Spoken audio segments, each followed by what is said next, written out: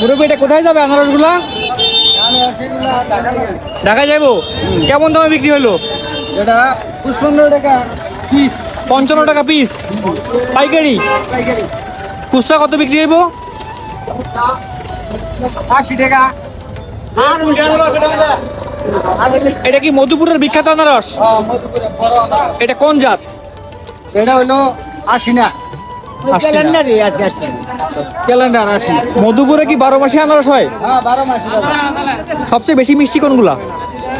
মিষ্টি জলডুঙ্গি জলডুঙ্গি সাইজে ছোট। সাইজে ছোট। এটা কি আপনার বাড়ির জিনিস? না এটা কিনা। ও আচ্ছা আচ্ছা। ওই বাড়ি মনে করে এই পাশে আছে আনারস দেখতে পাচ্ছেন, এগুলো ঢাকায় যাবে, বিক্রি হয়ে গেছে।